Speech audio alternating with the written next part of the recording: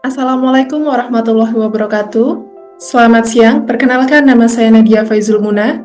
Pada kesempatan kali ini, izinkan saya untuk mempresentasikan beberapa soal dari teori akuntansi guna untuk melengkapi ujian akhir semester ganjil tahun ajaran 2024-2025. Standar akuntansi keuangan atau SAK diatur dengan tujuan memberikan panduan yang jelas dalam penyusunan laporan keuangan yang dapat diterima secara umum. SAK ini memiliki 4 pilar yang disesuaikan dengan jenis dan ukuran entitas. Yang akan kita bahas dalam kesempatan kali ini, yaitu yang pertama, ada 4 pilar standar akuntansi keuangan atau SAK yang ada di Indonesia, meliputi SAK internasional, SAK umum, SAK EP atau etap, dan SAK EMKM. Kemudian yang kedua, yaitu ada entitas apa yang harus kompli dengan standar tersebut, atau Publicly Accountable Entities atau Entities Without Public Accountability. Yang ketiga, ada referensi atau acuan dari masing-masing standar IFRS atau bukan. Kemudian yang keempat, ada standar akuntansi keuangan di Indonesia yang mengacu ke IFRS atau USGAAP. Kemudian yang terakhir, apakah satu standar tersebut fit for all? Pilar standar akuntansi keuangan di Indonesia. Yang pertama ada SAK internasional, di mana standar akuntansi yang diterapkan untuk entitas yang terbuka dan memiliki akuntabilitas publik atau Publicly Accountable Entities. Kemudian yang kedua ada SAK umum, di mana standar akuntansi yang diterapkan pada entitas besar yang tidak terdaftar di pasar modal dan tidak memiliki akuntabilitas publik atau without public accountability, namun membutuhkan akuntansi yang lebih komprehensif. Yang ketiga, ada SAK EP atau etap, di mana standar akuntansi yang dirancang untuk usaha mikro, kecil dan menengah atau UMKM yang tidak memiliki akuntabilitas publik atau without public accountability. Dan yang terakhir, yaitu ada SAK EMKM, di mana standar akuntansi paling sederhana dirancang khusus untuk entitas mikro dan kecil dengan sumber daya terbatas atau without public accountability. Kemudian kita bahas untuk SAK internasional. Tujuan dari SAK internasional tersebut adalah memberikan pedoman akuntansi yang komprehensif bagi entitas besar dan terbuka, serta memungkinkan perbandingan laporan keuangan di tingkat global. Untuk acuannya, yaitu standar ini berpedoman pada International Financial Reporting Standard atau IFRS yang dikeluarkan oleh International Accounting Standard Board atau IASB. Kemudian entitas yang harus kompli yaitu Publicly Accountable Entities, yaitu entitas yang memiliki kewajiban untuk melaporkan laporan keuangan yang dapat diakses oleh publik. Contohnya yaitu perusahaan terbuka yang terdaftar di pasar modal, bank, perusahaan, asuransi, dan BUMN. Kemudian yang kedua, untuk SAK umum sendiri, tujuannya adalah untuk memberikan panduan lebih terperinci untuk perusahaan besar yang bukan entitas yang diatur oleh pasar modal, tetapi tetap memerlukan transparansi dalam laporan keuangan. Untuk acuannya, SAK umum mengacu pada IFRS, namun dengan penyesuaian tertentu sesuai dengan kondisi yang ada di Indonesia dan dapat juga disesuaikan dengan perkembangan pasar dan kebutuhan akuntansi yang relevan untuk entitas besar di Indonesia.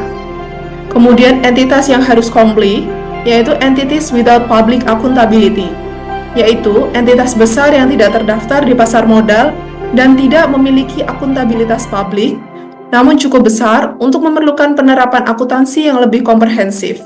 Contohnya, perusahaan besar dengan aset atau pendapatan signifikan yang tidak terdaftar di pasar modal, misalnya perusahaan manufaktur besar, distribusi besar, dan lain sebagainya.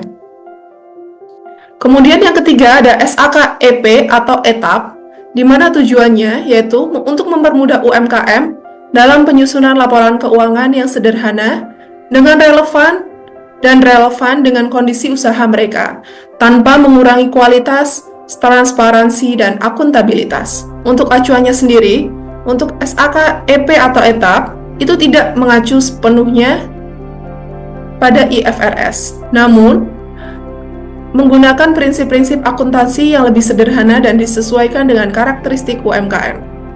Kemudian untuk entitas yang harus komplit, yaitu entities without public accountability, khususnya untuk usaha mikro, kecil, dan menengah atau UMKM yang tidak memiliki akuntabilitas publik. Contohnya, UMKM yang lebih kecil dengan operasi skala terbesar, UMKM yang lebih kecil dengan operasi skala terbatas dan sumber daya yang terbatas. Misalnya UMKM yang bergerak dengan perdagangan kecil, manufaktur skala kecil, dan usaha jasa lainnya. Kemudian yang keempat ada SAK EMKM, di mana untuk tujuannya sendiri adalah memberikan pedoman yang sangat sederhana dan mudah diterapkan oleh entitas mikro dan kecil yang memiliki transaksi yang tidak terlalu rumit. Laporan keuangan yang dihasilkan diharapkan dapat memenuhi kebutuhan laporan untuk pembiayaan atau transaksi lainnya, meski dengan sumber daya terbatas. Untuk acuannya sendiri, untuk SAK EMKM ini menggunakan pedoman yang lebih sederhana dibandingkan dengan IFRS atau standar akuntansi lainnya, dan dirancang khusus untuk entitas mikro dan makro. Ulang ya. Mulai dari ini. SAKEP atau etap.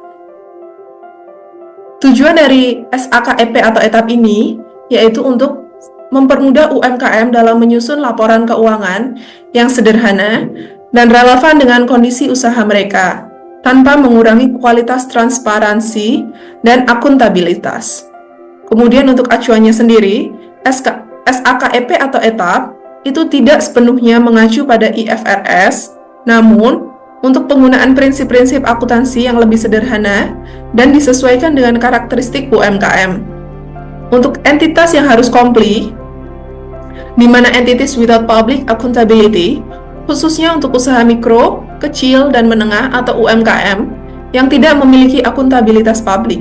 Contohnya, UMKM yang lebih kecil dengan operasi skala terbatas dan sumber daya yang terbatas, misalnya UMKM yang bergerak dengan perdagangan kecil, manufaktur skala kecil, dan usaha jasa lainnya. Kemudian, untuk SAK EMKM, untuk tujuannya sendiri, yaitu memberikan pedoman yang sangat sederhana dan mudah diterapkan oleh entitas mikro dan kecil yang memiliki transaksi yang tidak terlalu rumit.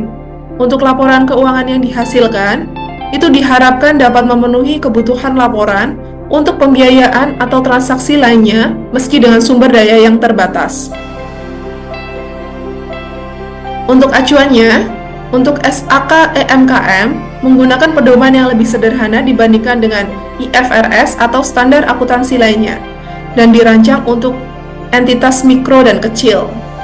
Entitas yang harus komplit, yaitu entitas without public accountability, yaitu entitas mikro dan kecil yang memenuhi definisi UMKM sesuai dengan peraturan perundang-undangan, di mana contohnya yaitu usaha mikro dan kecil dengan transaksi sangat sederhana dan sumber daya yang terbatas, seperti pedagang kecil, toko-toko kecil, dan usaha rumah tangga.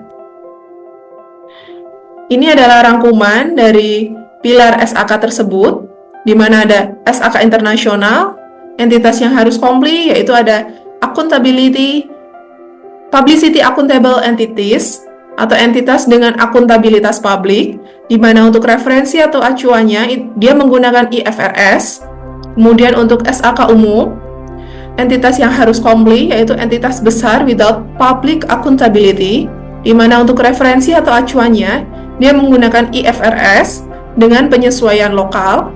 Kemudian untuk SAK EP atau etap, yaitu entitas yang harus komplit, yaitu entitas without public accountability atau UMKM, dan referensi atau acuannya dia menggunakan standar lokal yang lebih sederhana. Kemudian yang terakhir ada SAK EMKM, di mana entitas yang harus komplit menggunakan entitas mikro dan kecil without public accountability, di mana untuk referensi atau acuannya menggunakan standar yang sangat lokal yang lebih sederhana.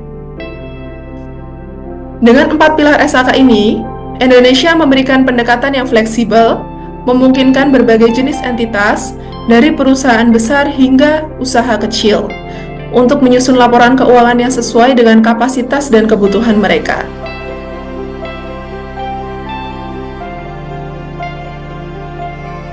Standar akuntansi keuangan di Indonesia mengacu ke IFRS atau USGAAP. Untuk standar akuntansi keuangan di Indonesia itu mengacu pada IFRS, meskipun ada penyesuaian sesuai dengan kondisi ekonomi, hukum, dan peraturan di Indonesia.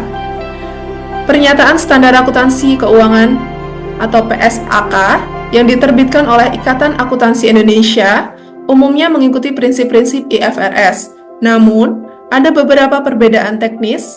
Sementara itu, USGAAP tidak digunakan sebagai acuan utama di Indonesia.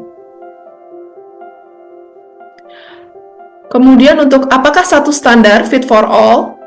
Satu standar akuntansi tidak fit for all untuk semua entitas, di mana entitas besar dengan kompleksitas tinggi membutuhkan standar yang lebih komprehensif seperti SAK internasional, sementara entitas kecil dapat menggunakan SAK EMKM. Meskipun IFRS dirancang untuk penggunaan global, setiap negara perlu menyesuaikan standar dengan kondisi lokal. Seperti yang digunakan di Indonesia, upaya untuk menyelaraskan standar global masih memerlukan penyesuaian agar relevan dengan praktik dan peraturan setempat. Sekian presentasi dari saya, kurang lebihnya mohon maaf. Wassalamualaikum warahmatullahi wabarakatuh.